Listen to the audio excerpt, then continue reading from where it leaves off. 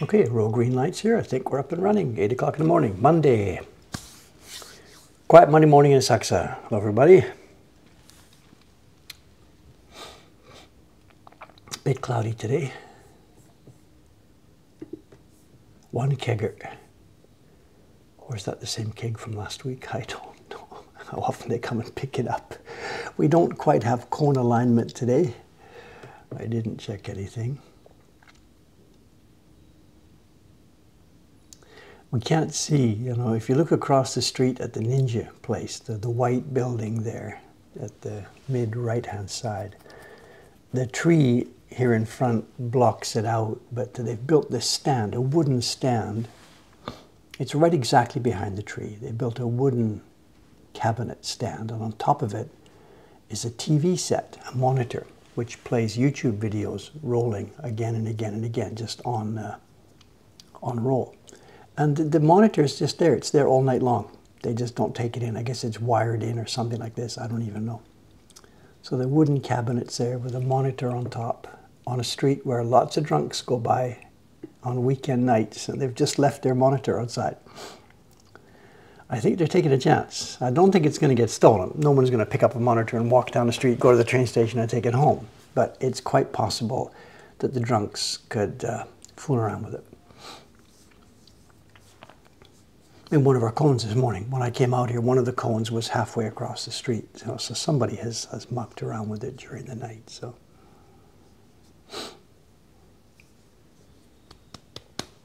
all right, good morning, good morning. Where are we at? The job today, as I promised, the job will be carving. And if I don't get bothered too much by staff here today, this block will today be finished. Let's have a look at where we've got to.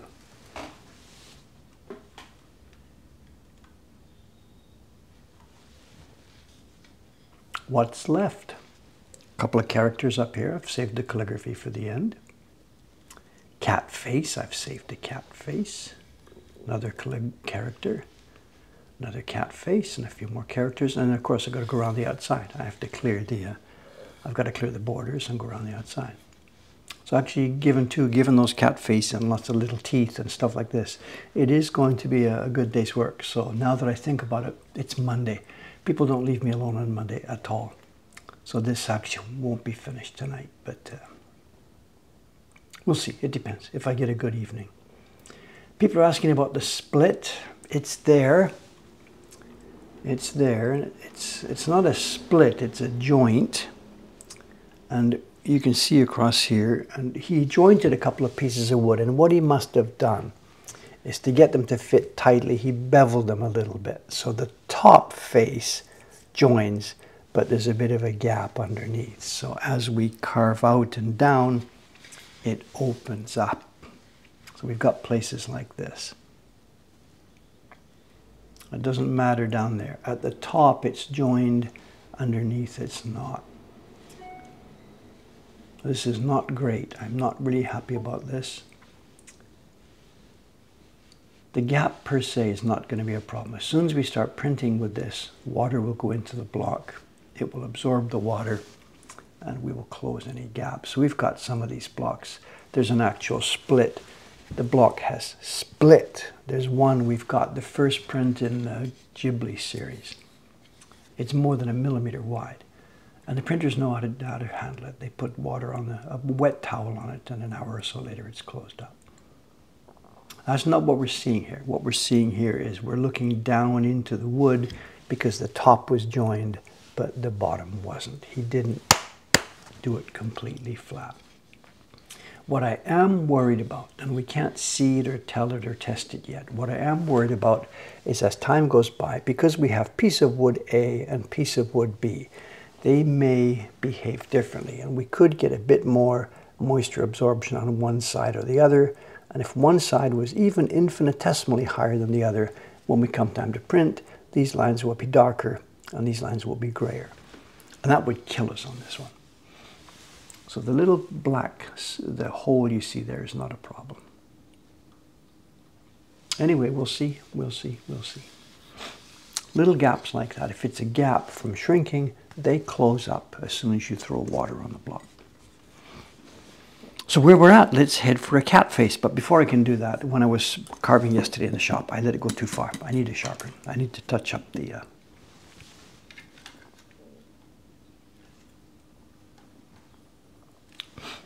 I need to touch up this. Very, very good day in the shop yesterday, both for having fun and for, you know, the actual revenue side of stuff. It was the biggest day we've had this month, which we didn't expect because things have been sort of getting quieter and quieter and quieter as we run through June. There hasn't been much of a rainy season. It has rained, but we haven't had the total monsoon-like drizzle and endless steamy days. Either there hasn't been a rainy season yet, or there's not going to be one this year here in Tokyo. I don't know. We're going to start with the 1000, not the 400. The knife is not broken, simply it's lost its edge.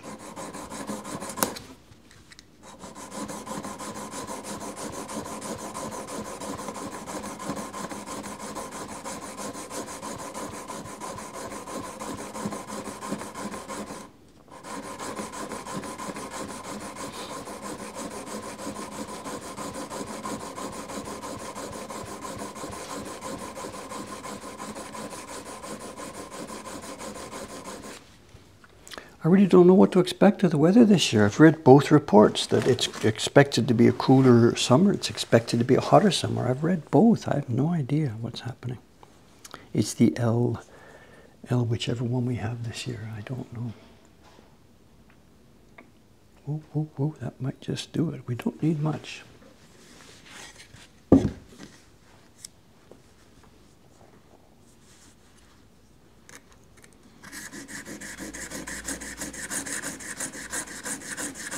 Backside flat.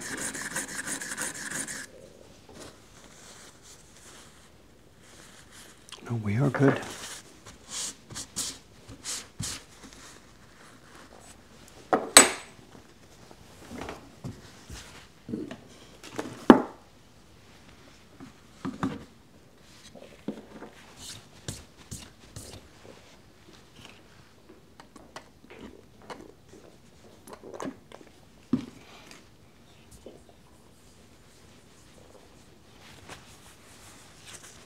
So what kind of sharpening plate was it? It's a small diamond plate. We use these quite a lot these days. I don't know what they're called. Diamond sharpening plate? No idea. It's a steel plate with some kind of diamond dust bonded to the surface. It's got a pattern in grooves so that allows the swarf, the stuff you're scraping to be removed easily. And this is what I use. In Japanese, this would be an arato, rough stone. This would be a nakato. I would prefer a 1200 here, but I can't find that particular combination. And then for the final stage, I'm using still a traditional stone, an actual natural stone. And this is the shiageto, the finishing stone.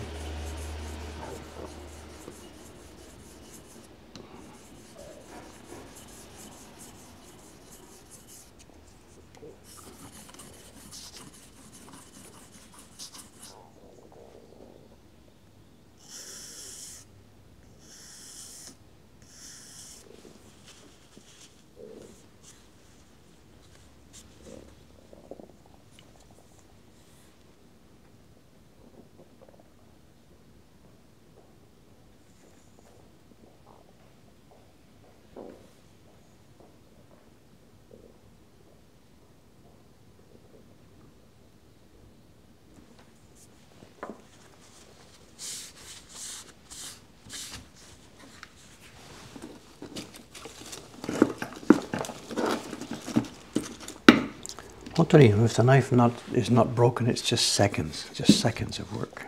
Nothing, just to touch up. These blades are so small in surface area.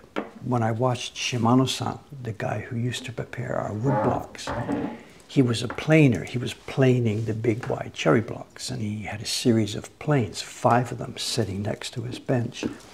They were big, fat, wide planes, you know, Japanese hand planes that he would pull. For him, sharpening was a massive job. He'd grab the 5 planes, knock out their blades, sharpen them all. I sat there one day while he did the whole batch. It was easily an hour's job to sharpen them all. But for us, there's so little surface area on these knives. It just literally touches up in literally seconds. You know? As long as it's not broken. If we've broken the tip, we've got to cut a bunch of metal off. You know? Okay, where are we? Let's get zoomed in.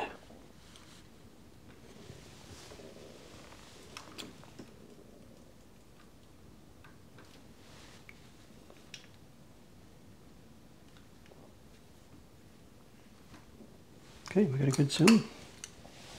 I think we're okay. Let's do this thing. Which number in the Hokusai series is this one? This is number 4, the print that's supposed to ship on July the 1st. We're kind of cutting it a little bit fine. We're cutting it a little bit fine. And it may not actually leave the building July 1st, but we're going to be close.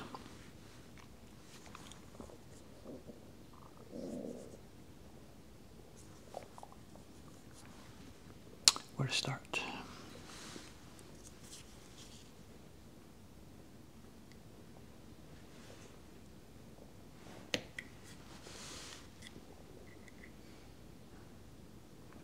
Print number 5 in the set. Actually, the carving is complete. Test printing is underway. John Sanadechan brought me some samples in the middle of last week. So number 5, we're ahead of the game. If you're worried that I'm a bit late with number 4, don't sweat it, because number 5 actually is already in printing production. Number 6, the tracing is done and the carving is now ready to start. Taran-san dropped me a note over the weekend that he's ready and he wants the blocks sent over for Asuka Sensei to start carving. So the series as a whole is doing very well. We're not late with the series as a whole. Just Dave is a little bit behind the 8 ball with this one.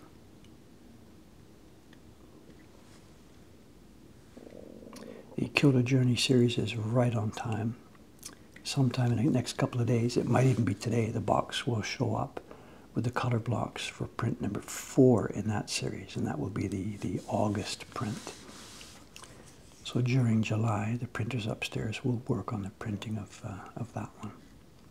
So we're running okay. We're running all right. We are out of stock of any number of prints in the catalog and in the shop, but that can't be helped.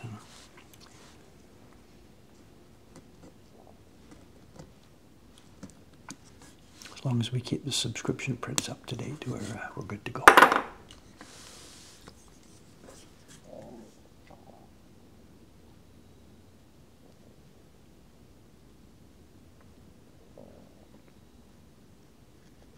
And sizing, I did a ton of sizing over the weekend. The 4 printers had given me their request for paper for Monday or Tuesday, today or tomorrow. And I didn't get it all done. I got 3 of their requests ready. So one of the printers, she's going to have to wait one more day. But I got most of it done. I'm very, very happy. Very, very productive weekend.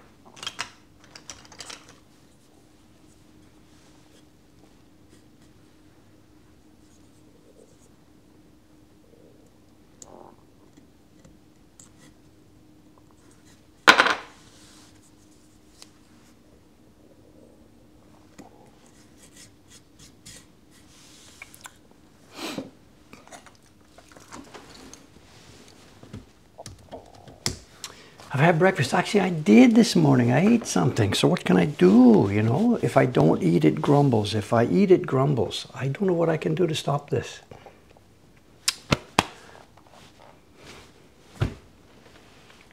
Move the microphone. Nowhere. No idea.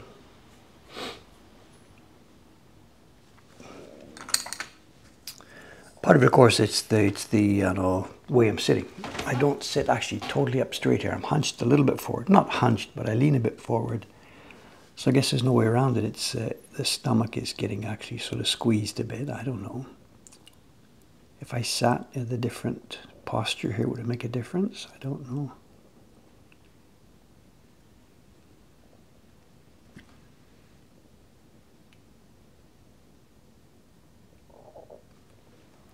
Live 3 days a week from Asakusa, Tokyo. The sounds of Japanese digestion.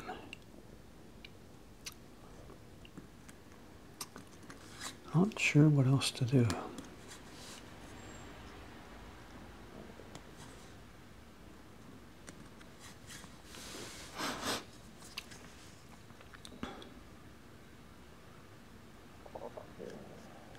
This is another fun part. These long, things like these long straight whiskers, these are good fun. You know, they're a good challenge to try and keep the things not straight, but to try and keep a good strong curve on it. This is not easy at all, you know. I look back on some of the earlier stuff I did, the poet series and things. Anytime there was a long drapery curve like this, you know, trying to get it on a natural long curve. And at the scale we're working here, this is not trivial, you know.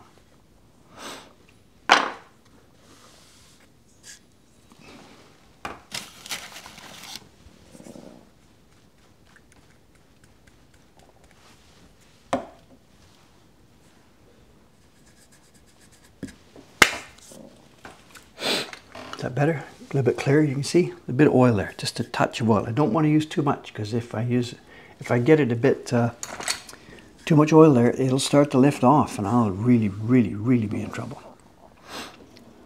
If that paper lifts, we're doomed.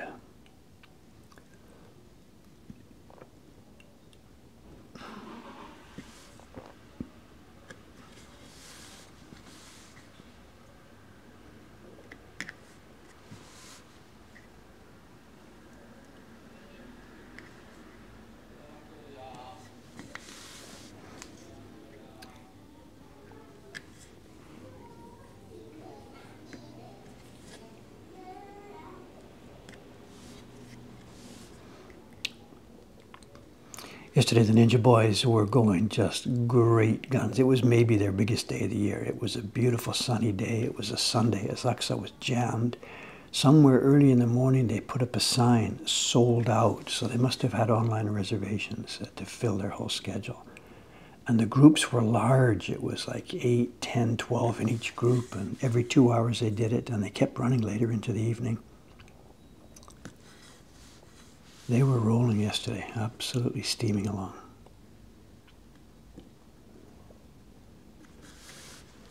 They even did, and this is maybe actually the first time I've seen them do this on full scale, they did a group of foreigners yesterday. The two boys over there running this thing, they don't really speak English, you know, in any easy conversation way, but I guess in their own ninja world, they've learned a bunch of phrases, of course, that people can handle, and dealing with kids, whatever. So they've been running some courses, and one of them yesterday was for foreign kids. So there was a bunch of people. I would guess they're from one of the American bases, maybe Yokota or Yokosuka. A bunch of mothers and fathers came with other kids, and they shepherded all the tykes. We're talking about 4, 5, 6 years old preschoolers. All the little tykes got taken into the room there, outfitted with their black ninja gear. And they did the experience, you know. And it's really, really bizarre to see the ninja play at the denouement. You know, when they do the good guy, bad guy thing, the bad guy comes out and scares all the kids and takes down the teacher. And to see all these little, they look like Americans, all these American kids whacking away at this guy with their plastic swords. And their mothers and fathers are all over the place with their camera. So it must be all over Instagram and YouTube or whatever, I don't know by now. But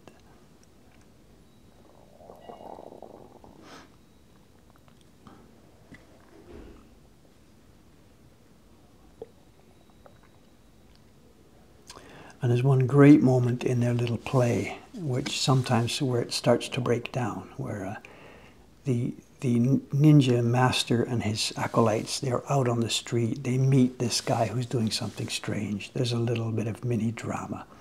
And the fight starts between the ninja teacher and the bad guy. And the bad guy gets the upper hand at first. He sort of seems invincible. The ninja guy takes him, cuts him with a sword. The bad guy just says, hey, that doesn't affect me at all. The ninja guy then actually slashes the guy's neck with his plastic sword. Shoom!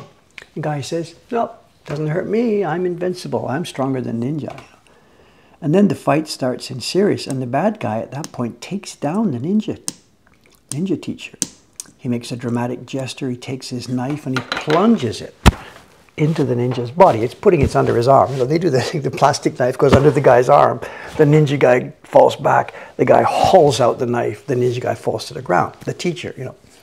And then the main point there, then the bad guy, he turns to the kids and he says, Omae tachi no banda.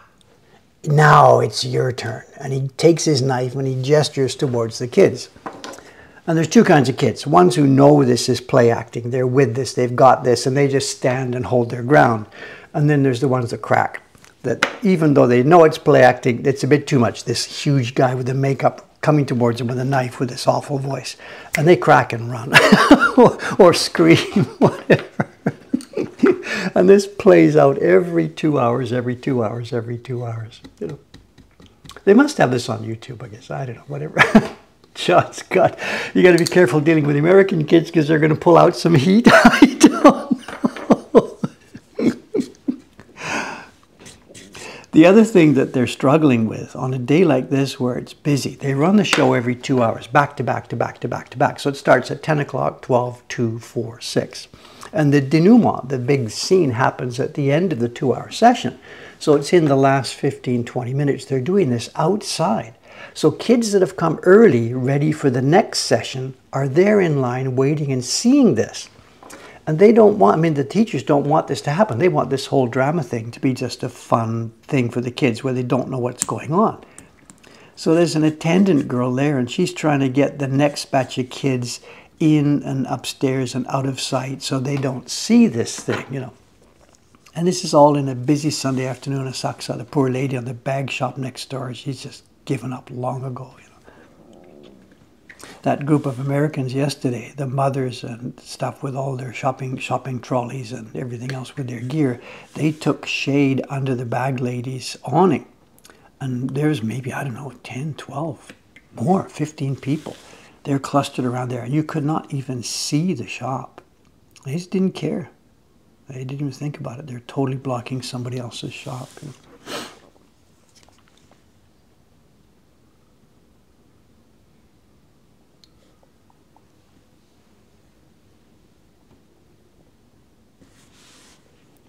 Omae tachi no banda.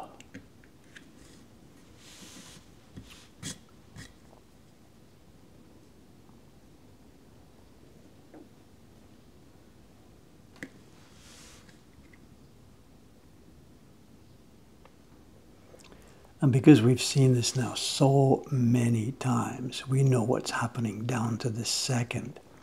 In one of the sessions yesterday, I was standing in front of our shop with a bunch of, there was a couple of guys, their wives were in the shop here looking for prints.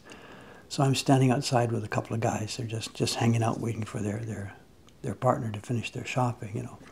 And we're standing at my side of the street watching all this happen. And I give the guys a little play-by-play because they didn't know what's happening. At first, people think there's an actual fight happening on the street because these guys scream in loud voices, you know. So I'm giving a play-by-play of what's going on to these two guys who are standing there. Yeah, and I know so much of what's going to happen. And there's the cluster, and they do this, they do this. The ninja kids throw their magic spell and say, watch out. The bad guy's going to break loose. He's going to run to the right. He's going to fall down right behind that cone there. Watch. And then bang, the guy cuts loose, runs out. He falls down in front of the cone, you know. And everything happens exactly play by play, you know.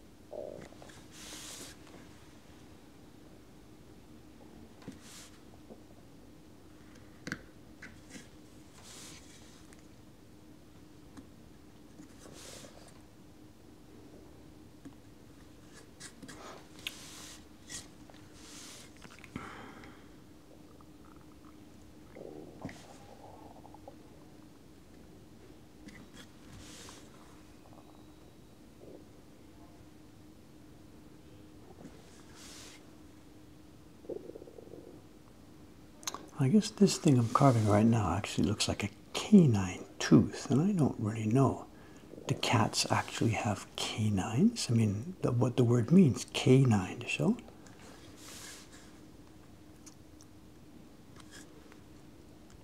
But not mine to wonder why. Dave is not going to cross great hoaxi in terms of anatomy here. I'm just going to carve what they gave me. We touched up the lines, but I'm not going to start changing the composition of the drawing. Do cats have canines? This one does.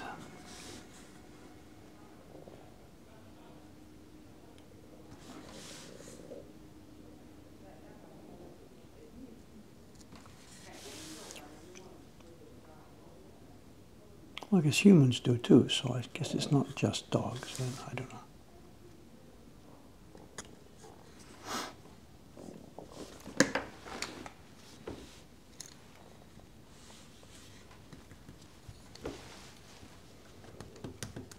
Yeah, so somebody's pointing out humans have canines too. Okay, no problem, no problem. Yeah, fangs, of course. When you think about it, the saber-toothed tiger. Okay, I get it. Okay, all right. I was just thinking out loud. I wasn't. This is not Dave's biology lessons. Relax. Yeah. Okay. Then how did they get the word? How did they get the name canines?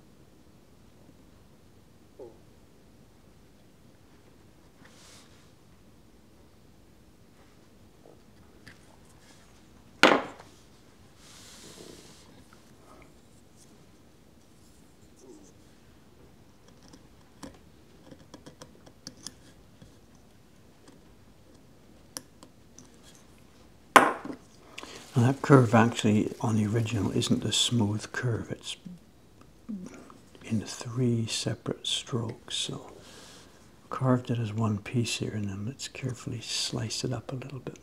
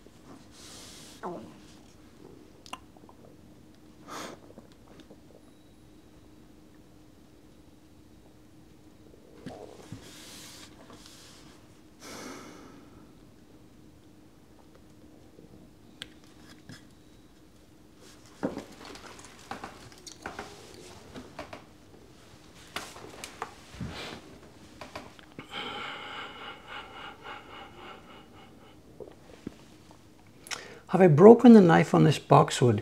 You know, I don't think I have, actually. I haven't broken it in terms of a boom, oh my God, there we go, another half hour of sharpening. I've done like what you saw me do this morning. I've retouched any number of times. At sometimes the actual tiny tip of it has gone, but it's not an actual pop crack. We lost a big piece. So as Vivid was saying, nay, I really expected that to happen. I'm being careful. I've also carved it. Remember, you know the deal. I've got a back bevel carved on it, and I've also got a bit of a shoulder bevel. What do you call it? Carved at the top of it here to pull back the angle a bit.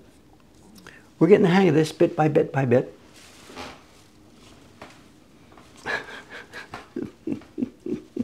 Now that we've talked about it, okay. Pop, crack, I don't know.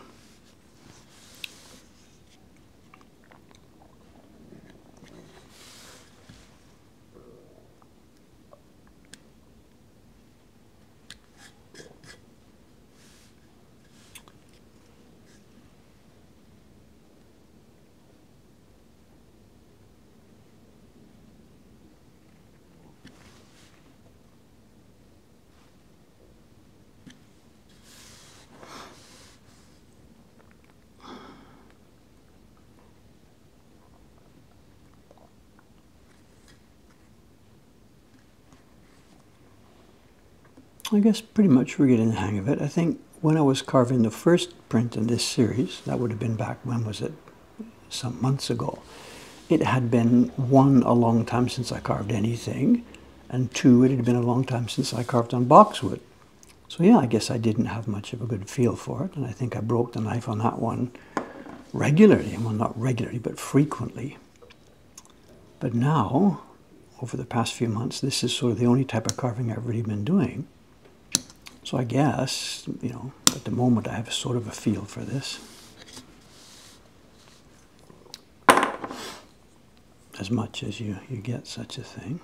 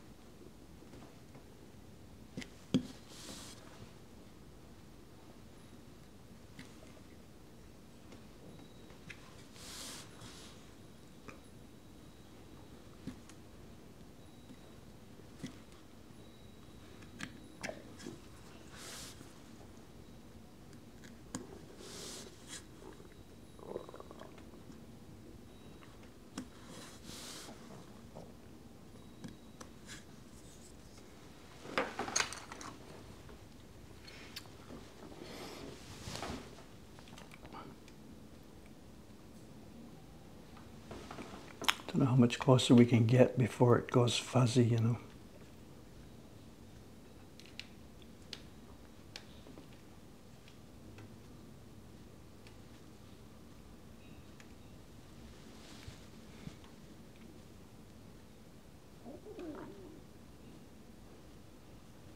I think that's about our limit.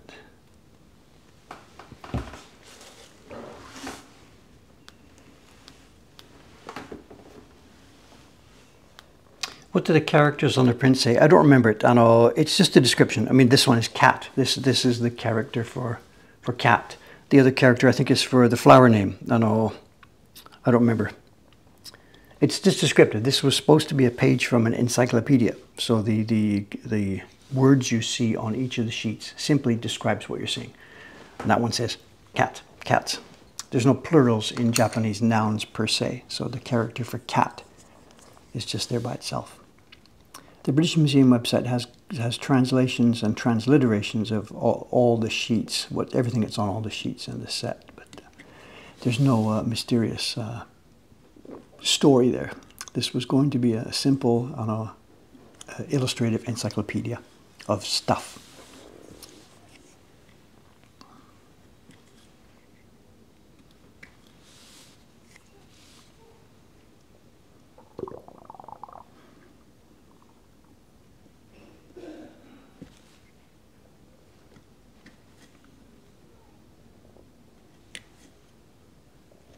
I think we've learned this lesson before about the noises. You know, when I don't get breakfast before the streams, there's a bit of gurgling and people sort of, you know, Dave, they don't like it.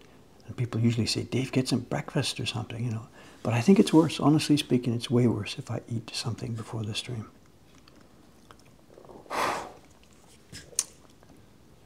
I'll try and remember. Don't do that.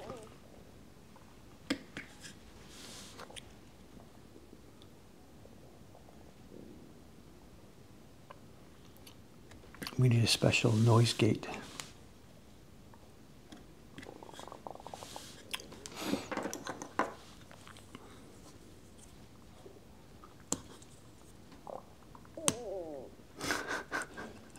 don't know. What's a guy to do?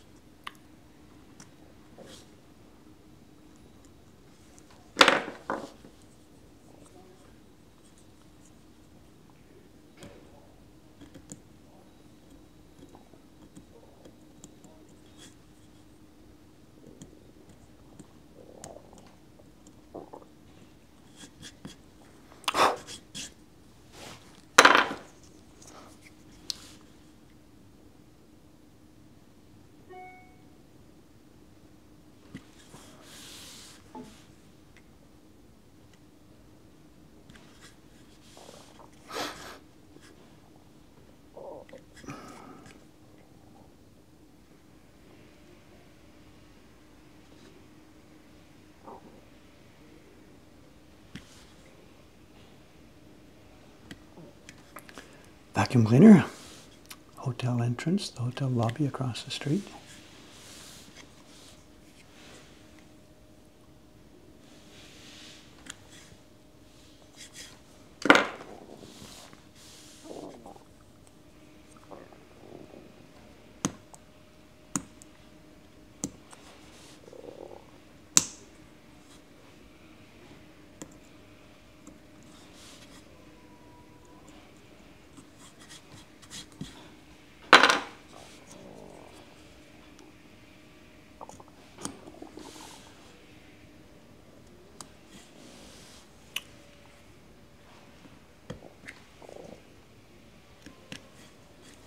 Today for Chantal at the time, we're going to go back to the album of prints that I keep in the drawer here. There's no special new item that's come in.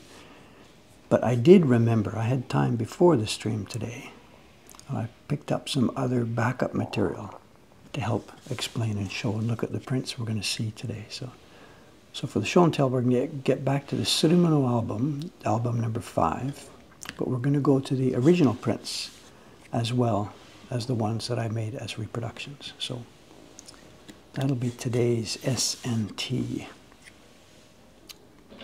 And Sadako's not here today, of course. She's only ever here on Saturdays and Sundays sometimes.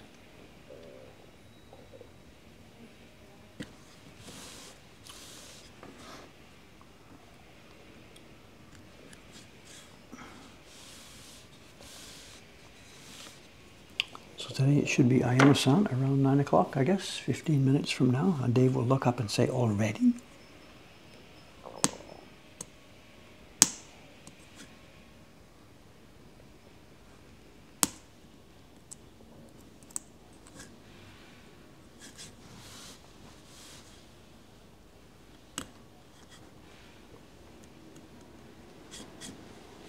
When I see, does it look like a cat face? I don't know. At this stage, you know, when we're carving, this is when the appearance of the thing doesn't look like what it is, because we've got some parts with the lines left, some parts chopped out, and it's really hard to understand what we're doing. Once it's all cut, you can sort of see the shape. There's a foot and something. But when it's half chopped here, there's just no way you can tell what's going on. Looking from above, I can see what's happening here, but it's difficult to see what's going on.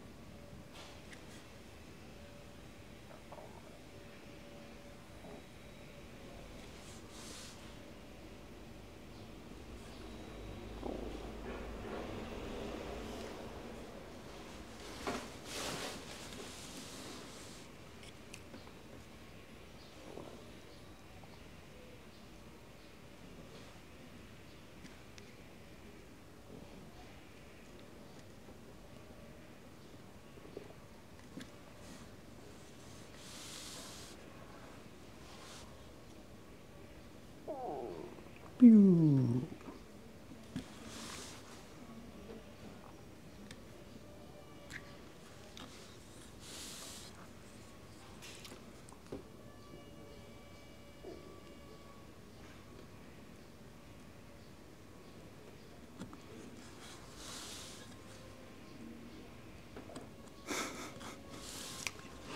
Background noises of Asakusa.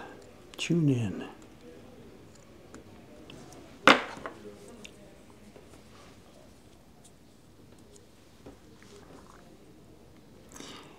I'm just guessing whatever. We see Westerners walking down the street like at this time of day. When I'm on the way to the pool, I see them as well. I head for the pool just before 7. The pool door opens at 7 o'clock there, so I'm heading out of here at 6:52. And I can't say every day I walk out, that's not true, but many, many mornings I see, and there's usually a group, 3, 4, 5, 6, sometimes more people, visitors, tourists, America, Europe, whatever, and they're on the hunt for breakfast. And this is the tough one in Japan. If you don't get breakfast at your hotel, it's a tough one. Because very, very few people would eat breakfast in Japan out. Breakfast is at home for maybe in every culture, of course, I guess, whatever. You don't really go out for breakfast normally. So. But you got to know where to go, what to do. Around here, there are actually lots of places to get breakfast, and quite a decent one.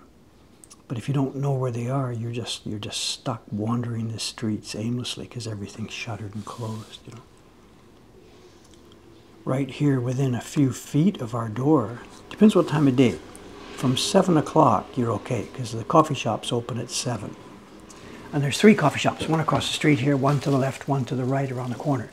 They do what's called a, excuse me, they do what's called a morning service in a Japanese coffee shop. And it's a cup of coffee or tea if you want. And it'll be stuff like a, a slice of toast, a small cup of salad, maybe an egg or something. They go morning service. Typically now 500 yen. Used to be a lot cheaper. That's 7 o'clock. But before 7 o'clock, it's 24-hour places. And right here, there's all kinds. If a tourist is here in Asakusa at 5 o'clock in the morning because they just got off a flight or they woke up, you can go to the Denny's above 7-Eleven. You can go to Jonathan's around the corner, or Sukiya. That's one of the gyudon places. They do 24 hours. They do breakfast. So does Yoshinoya. There's actually a whole bunch of places. Well, the 7-Eleven, grab a rice bowl or a sandwich, of course. But I'm talking about places to sit down and go.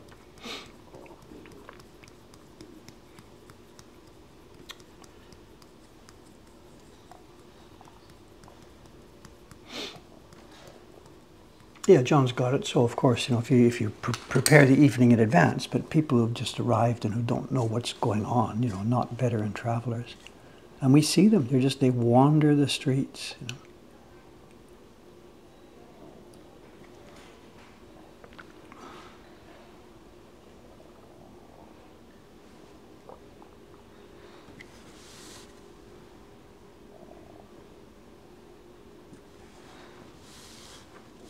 It wasn't a problem in the more traditional days here, like the years I first came to Japan, because all accommodation, it always included dinner and breakfast, you know.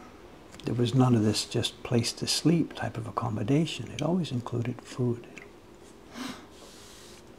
But nowadays, no, there's lots of, you know, budget travel and that's it. There's your room, sleep, get up, goodbye.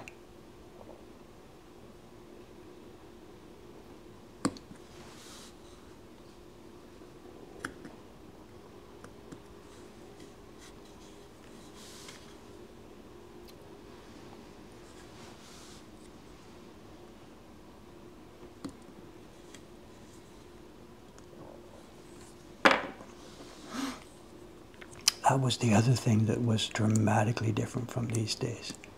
In our first trips to Japan, I was stunned by this. We'd be talking to some place about accommodation. And it was never, ever, ever a room charge. It was a person charge. You'd be talking to a hotel or a ryokan or a minchiku, whatever. What's the rate? 7,000 yen. Well, for 2 of us, 14,000 yen. Hey, wait, no, what's the room rate? There is no room rate, it's per person rate. This was, you know, 30 odd years ago, whatever.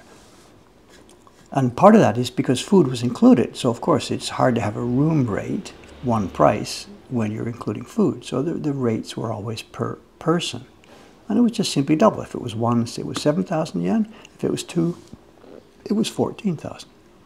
Now it's different. You go to a hotel website and you're looking at a room rate, which it'll have 2 single beds, whatever.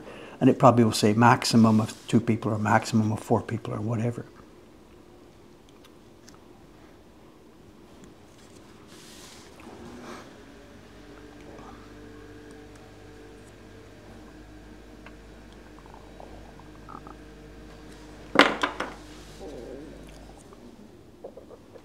In a ryokan or something, a traditional Japanese inn these days, it's going to be the same thing. It's going to be a person rate because of the high level of service and the food that's included. If you're looking at a hotel, a business hotel or whatever, then it's a room rate. In terms of upper class hotels and stuff like that, the high end, I have no idea how it works because I have no experience with that. Whether that's room charge or person charge, I don't know.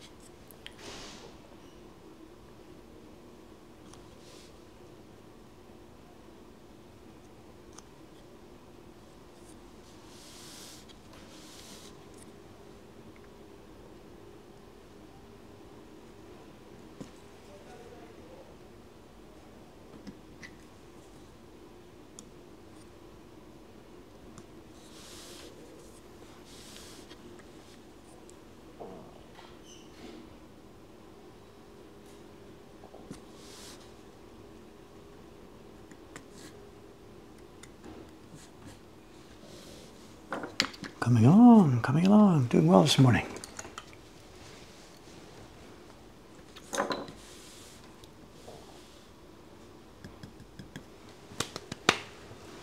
Someone's saying, will the small areas between the teeth cause any trouble with printing, like with ink buildup? Yes, yes, yes, yes, yes, yes, yes, yes, all the way down the row, yes.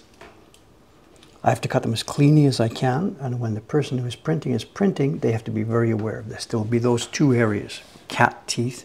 There's also going to be some other places, the cat fur.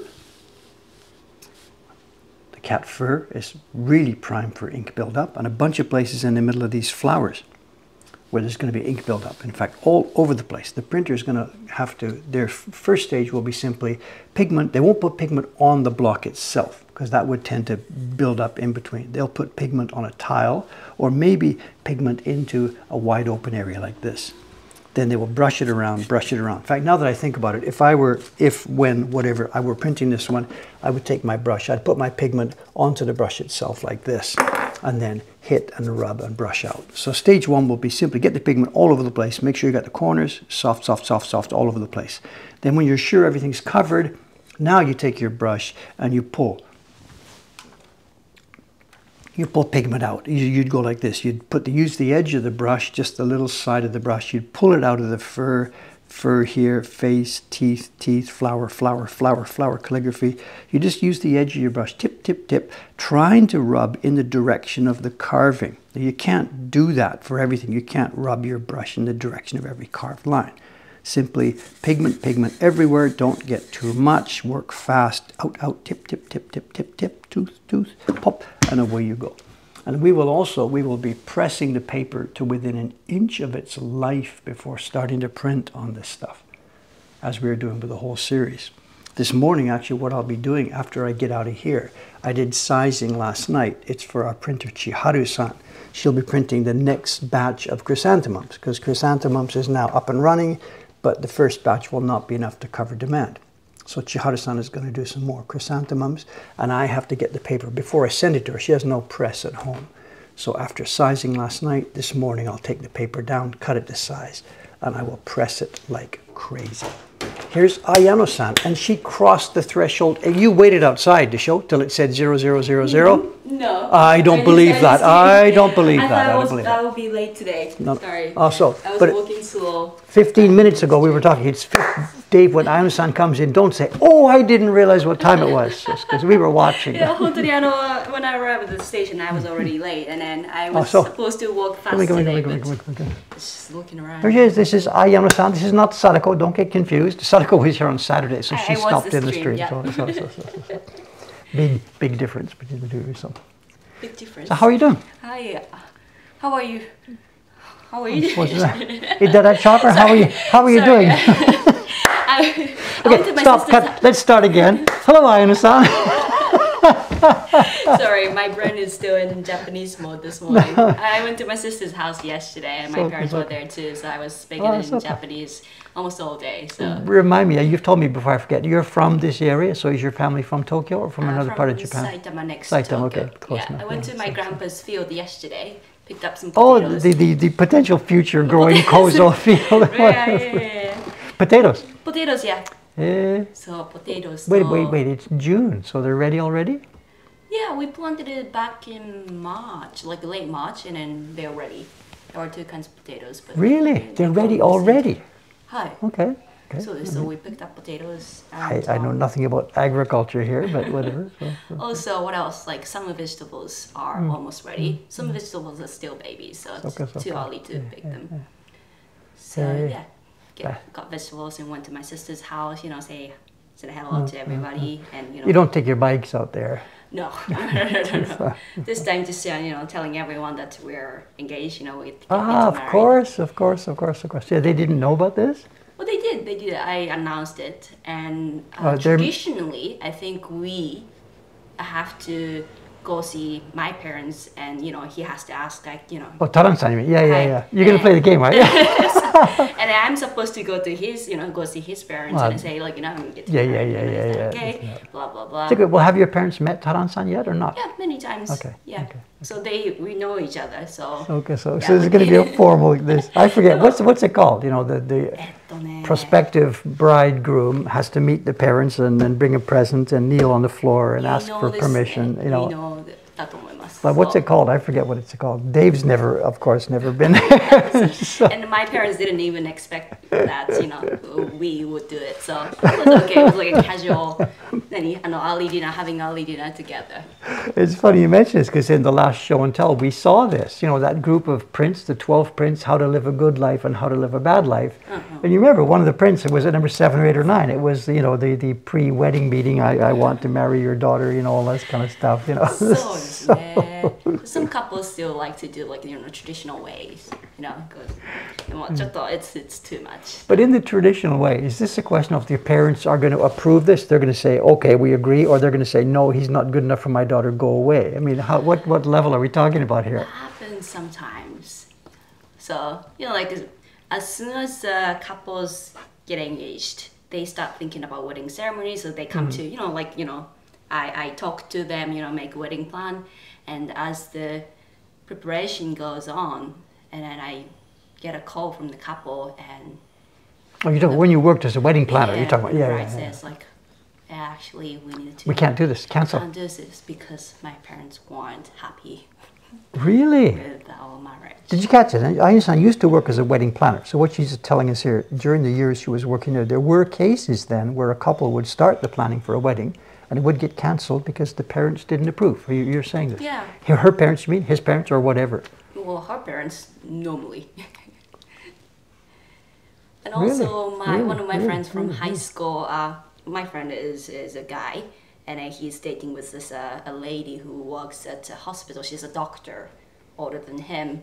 And apparently, her parents are not happy with their relationship. He's not good enough for her? Yeah. Exactly. So, her parents didn't approve their relationship, but they're still, together. So, just parents, whatever, they left. Interesting. Hey. Yeah. I mean, in the old days, of course, you really, really needed this permission legally. These days, no. If the parents don't like it, too bad. The couple's going to do what they want. Yeah, interesting. Yeah. So I feel we're lucky. My parents are happy. One other thing I'm curious about, and maybe some of the people watching this are curious about, in the Western world, like whatever, Canada, America, that I grew up in, there's this thing about weddings where you have this idea that it's the bride's father that ends up paying for this thing. It's sort of a cultural joke, or it's reality, I don't know. But the wedding is there, and it's the bride's father who has to shell out for all these things. I don't know how much real that is or not. Here in Japan, when there's a wedding, there's a cost for the wedding. The guests, of course, are all chipping in. They're bringing an envelope that really, really helps a lot. Other than that, then, is it the couple themselves? Is it the parents? What's the cultural common pattern? The couples cover the most expense. Themselves, the young couple themselves. Yeah, and it also depends on how rich their family is. So if their parents are really rich and have money and want to support, then of course they will give money. And that could be his side or her side. It would be not relevant. Yeah. Okay. And then, of course, people bringing the envelopes really, really, really helps a lot. ちょっと高いですね。As a guest, ちょっと高いですよ。She's looking at me. We both know where this is going. I'm not, taking money out of your pocket. No, okay, wait a minute. But none of this is up to our choice. You are actually going to be having a wedding. Almost certainly, as your employer, I am going to get the invitation to go to this. And as the employer, it's already decided what I'm supposed to do. I mean, this is. We talked about this before. It takes away the stress. All the rules are there. We both know what we're supposed to do. So I understand doesn't have to worry about begging from me and that, or all we do is we follow the rules. Everybody's happy.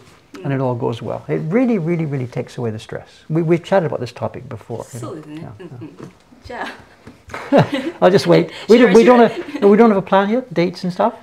No, we haven't decided anything yet. But I think we should get officially married before start thinking about the wedding ceremony. ceremony. Okay. So yeah, I think it's a little different from Western weddings. So that might happen. That could happen anytime. They could go to the city hall next week, just get married, and they're done. They're married, and then ceremonies and weddings and all that stuff could happen months down the road. Yeah. That's not unusual at all. Is it true that in Western countries, when couples want to marry, like a guy goes to his girlfriend's father to see the girlfriend's father before he proposed her? You're asking the wrong guy by asking me this, and I think these days... And you get permission? Like, it's interesting, because, like, before getting engaged, Taran goes to my father and asks him if he can marry. I can't imagine that's in place. If you go back really a long way, there's the idea that the bridegroom, the young man, would ask the parents for her hand in marriage because it's nothing to do with her. You know, if we go really a long way back, I can't imagine that's in place anywhere. Okay. So someone's saying they might be, to be nice, you might go and do this. So it used to be the case, nowadays not so much, very traditional, maybe more conservative families. So maybe it does happen family by family, I don't know. I can't, I have no knowledge at all on this. Yeah. Experience. Whatever, it's a cultural joke, you know, the idea, the young man asking for her hand in marriage, you know, whatever. Well, there's the other joke, the father standing there with a shotgun, you know. there's these other, that's a two-way joke. The shotgun meaning don't even come close to my daughter, or it's a shotgun wedding. You've done what you've done, now marry my daughter or else, you know, whatever. So. If I was like age, I don't know, 20, my father will be like that maybe, but I'm already 30, so my parents are happy that, you know, somebody would take me. So they're happy that someone would take you. Yeah, because my sister got married like how many years ago? She has a baby, a younger sister, yes. So, you know, I guess... Well, actually, we talked about that. The fact that your sister got married and has a baby took some of the pressure off you, right? So they didn't say anything to me, you know, like, when are you getting married? But I guess, like, my parents are like... Case by case, it really can be a pressure deal. If there's only one daughter involved, whatever, or something like this, the parents really want grandchildren in some cases. And there can be huge amounts of pressure on kids to do this thing. When are my grandchildren coming? You know, this kind of stuff. You know? Right. Absolutely, it's a thing. Probably in any culture, I guess. I don't know. No idea.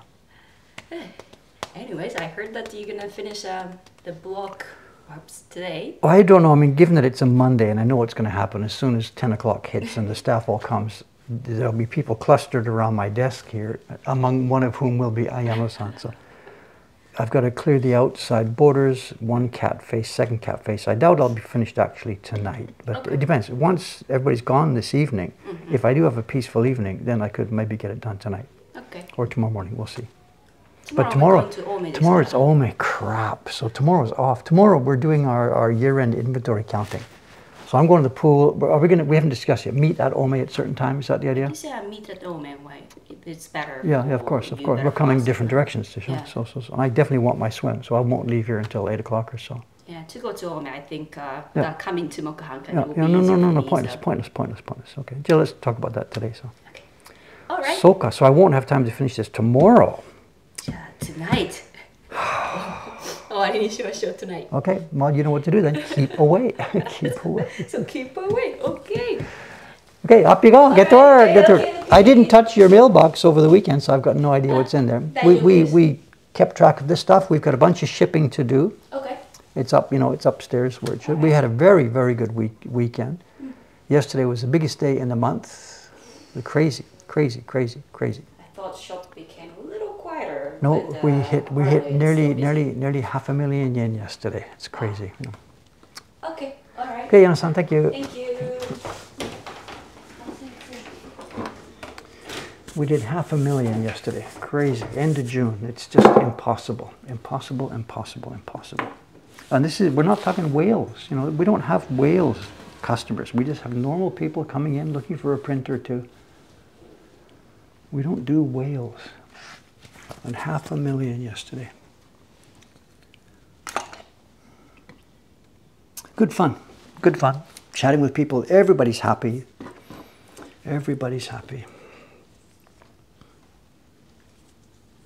So we send the whales across the street. So it's no, in terms of business, I mean, Don Quixote down the street does 500,000 every 15 minutes, whatever. Of course, it's no big deal. But for a little tiny shop like this, struggling to make stuff, it's more than money. It's happy. Just people come in, they're already okay. They're laughing when they leave. It's just good fun here. Just good fun. Okay, 9:12. Let me make a few token more cuts here.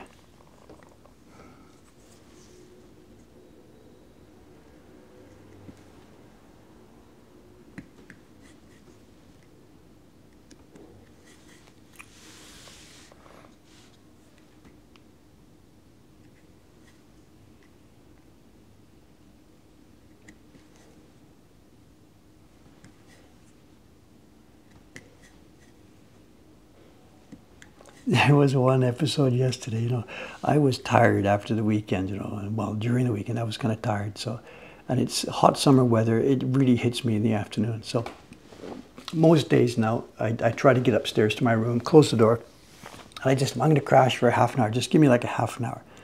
And I tried that yesterday, and that was a mistake. I mean, during the week, there's lots of staff in, but over the weekend, it's just skeleton, just a few of us, and there was 3 ladies plus me yesterday. And it was a little quiet in the afternoon for a while, so I thought, I can do this. And I skipped upstairs. I told the ladies, give me 20, 30 minutes, I got to crash upstairs. And they're like, yeah, whatever, go. And you know where this goes. I crashed, and I just got to sleep. It must have been about, 10 minutes later, 15 minutes later, the door up there opens, and somebody comes in and says, I'm sorry, but there's a customer downstairs. And it wasn't a meet and greet. There was a question. The staff just had a question. They didn't know how to answer. This customer was looking at a specific print and needed information. And the ladies on duty didn't actually know that. So it's okay. So Dave stumbles to life, heads downstairs, and it can't be helped. So I lost my nap chance yesterday. And then last night was sizing.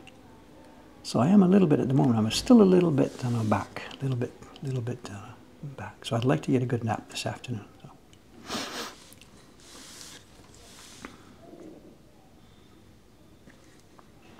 But it was a very, very productive weekend. A ton of work got done all the way around. It was a wonderful weekend.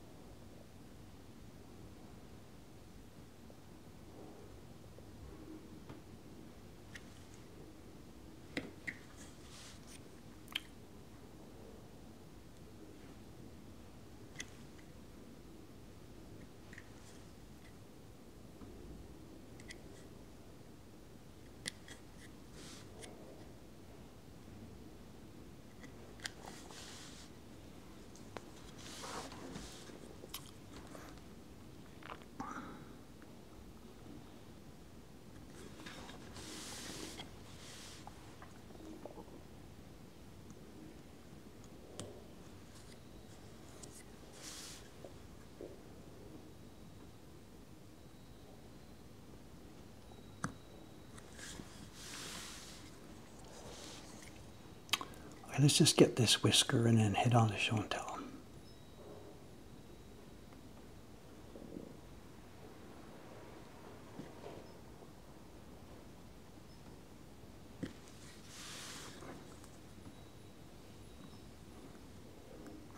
That conversation with Aino-san, about young people asking their parents' permission and stuff for weddings, In my own life, I had a partner, we got married, we had kids, and that was never something we ever did or would have thought about.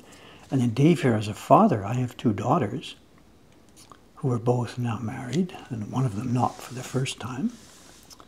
And I myself as a father never had this experience of the boy coming up and saying, Though I did get an email from one of Himi's partners once that said, you know, I'd like to ask for her hand in marriage, but I think it was kind of a joke, but whatever. Okay, let's look at some show and tell. Let's zoom out, see where we are. So today we just, as you can see, we carved a bit of the face. If it wasn't for chatting and talking with you, that face would probably now be finished after, say, 90 minutes. You can imagine next face, just 2 hours. That would be time for lunch. Then after lunch, I could do those characters easily. I could easily, if there was nothing else going on. This block would be finished late this afternoon. Easily, easily, easily. That is not going to be the case.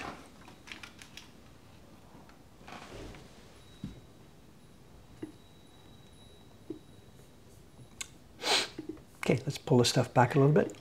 Okay, now I said we're going to get back into our little black album to see the prints in the Surimono album. The gate truck is the truck out there is the truck that delivers oshibori, the hot towels. Well, the towels in the truck are not hot. It's delivering the small towels that are given to patrons as hot towels in each restaurant and bar. They're delivered in little tiny plastic packs, and the bars put them into a microwave oven.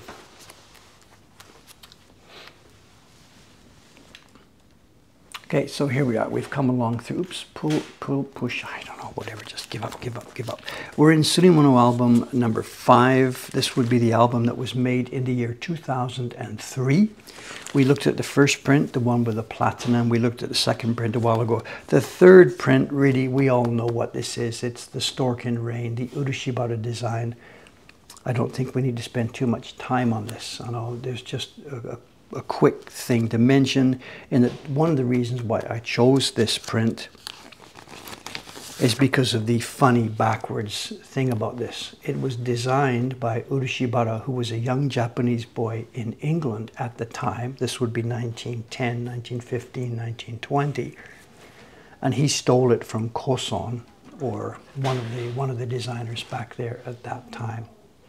So it was fun for me to think when I was here, almost exactly 100 years later. He did this in about 1905, I did mine in about 2005, 2004. And the idea that a young British boy in Japan would make a reproduction of a print that was made by a young Japanese boy in Britain exactly 100 years earlier than that. The idea really tickled my fancy, and I gave it a go. And I was allowed to do this because at the time, Japanese copyright law was death plus 50. And Urushibara-san's work was at that time open. It later became not because the law was changed to death plus 70, but it really doesn't much matter. And we're still not sure what animal this is supposed to be. It's labeled generally as a konotori, which might be best classified as a stork, but whether it's really a heron or an egret or something else, I am not going to make the call. And it's a bit difficult to see here, but the print itself is full of not karazuri, because it's not empty printing. There is a faint tint in the feathering, so it's not completely empty. There's a faint little brown tint in here. And this is the print that all of our printers, everybody, loves to hate. It's really, really quote unquote simple. There's no key block. There's simply the black block, which makes the shape. Then there's a brown tint block, the karazuri block, and then this. But the difficulty, of course, is getting a smooth, rich black without filling in the lines. And also without, you need lots of pressure to do that, but without smashing and smucking the other lines. This really is the print they all love to hate.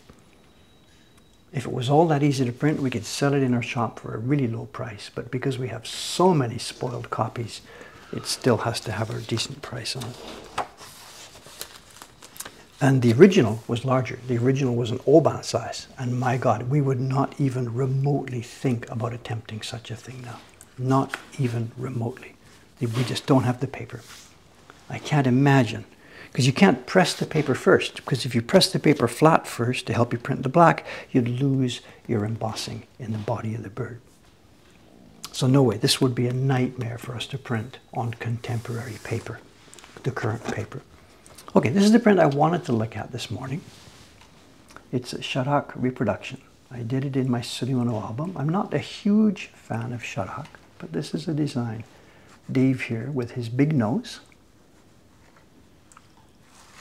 can feel empathy with. I got that all through high school. I was the kid with the big nose. Don't know if I really have a big nose or not, but that was the thing. Dave was the big nose kid.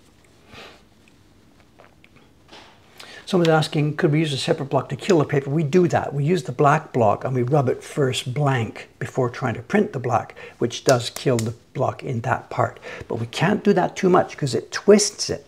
When you're flattening part of the sheet but not flattening some other part of the sheet, you get distortions in the paper and it just ends up being more trouble than it's worth. We try, we try, we try. Okay, now what I did, I brought along the original for this. Not the original, I don't have a Sharak original, but I've got a file folder here. What is it marked as? It's marked as Taisho era reproductions. And let me dig in here for a minute. This is a folder we should dig in here one day because my God, have we got some gorgeous, gorgeous stuff inside here. My God, save it for later. One day, here we are.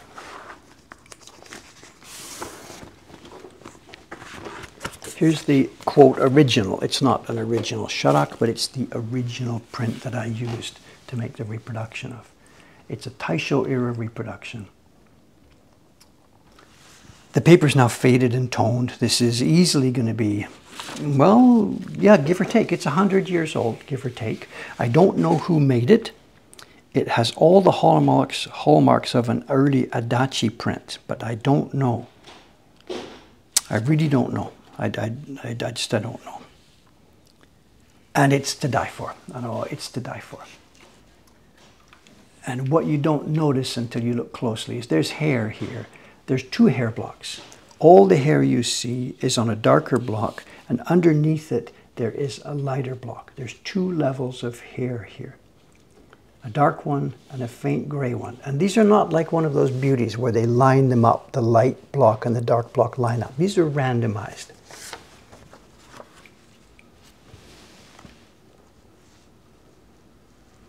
You can see it on mine there. There's the darker lines, and then underneath it are the other lines, semi-randomized.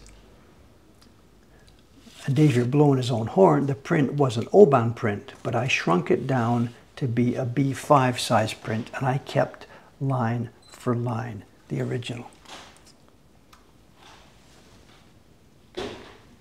Very nicely made. Beautiful mica background, which we have also caught on ours. So I think mine, all in all, is an excellent reproduction. If you give mine 100 years, it will be toned to the extent that this one is toned. The name, the title, Toshu Sai Sharaku ga, designed by Toshu Sai Sharaku. This is done on a block that comes after the background is printed. You don't want that textured mica covering up your key lines. So there's a key block for this print, which comes in gray, then the colors, and then at some point the color for the background, then the mica background goes on. And then there's a separate block for the lettering and for the black top hair. This goes on after the background texture has been put in place. This is in our catalog. Somebody's maybe already put the link up. We sell this. So this is a copy here that I made myself. It's from my Surimono albums, but this block set is now in our Mokuhankan catalog. I don't remember the number, I'm sorry. 200 and something, I don't remember.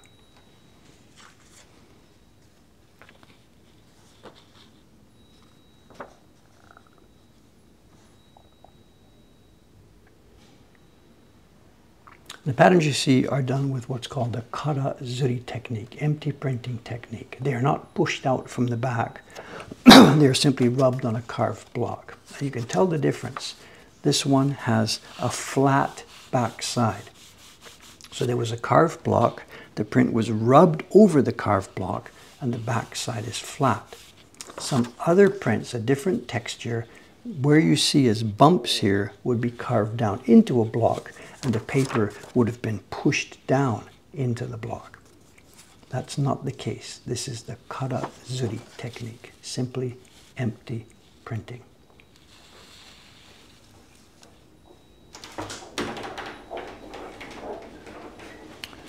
Oh, good morning, Nudagawa-san. Soka soka. You were here yesterday as well. Wow.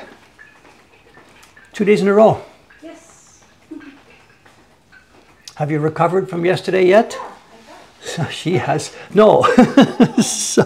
Did you get good sleep last night? I work. I had to do sizing last night. Oh, yeah, Of course, of course. I didn't get it all done, so. Is it still on? Yes, we are still on. We're still live. Yeah. We got about 1 minute left here.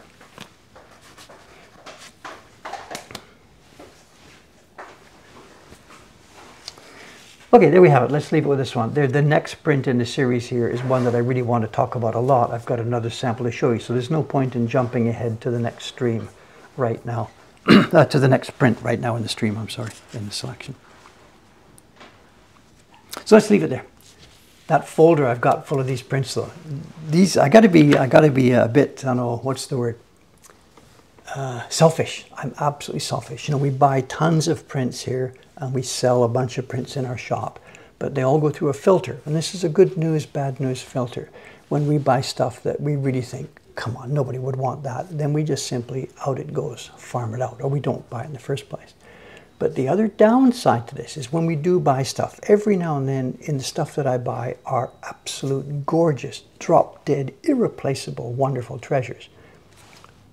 And those I keep myself. So maybe that's the bad news. You shouldn't come and shop in Mokuhankan because you're never going to find that absolute, perfect, irreplaceable treasure because the guy who runs the place has kept it for himself. I don't know. I shouldn't admit this, but there it is. We have good stuff. Relax. We have good stuff. And what I also do is I switch and switch. Like, for example, I've got this print now in my collection. These come along every now and then. So the same thing comes along. That's fine. I've got one, so out it goes in the shop. Or if it comes along and it's a little bit better than this, I'll take it, and this one goes out into the shop. So we do that as well. We rotate stuff in and out. So it's not just that you get the leftovers. You're getting a good curated set of prints. But if you want the absolute perfect gem that you're never going to find anywhere else, oh my God, oh my God, oh my God, then you should go to one of the other shops downstairs because they don't care, downtown, because they don't care about this kind of stuff. So that's the way it goes. That's the way it goes. At least I'm honest. Okay, let's get going. I have so many things to do this morning now. I've got to flatten the paper for Chihara-san. I've got to try and get this block finished. So much to do. Thank you very much for hanging out. Thanks for the mods for doing this. Let me get to work. I'll see you in 3 more days on Thursday morning for me, Wednesday afternoon for most of you, if I live this long. Thanks very, very much for your community and your cooperation. See you in a few more days. Bye for now.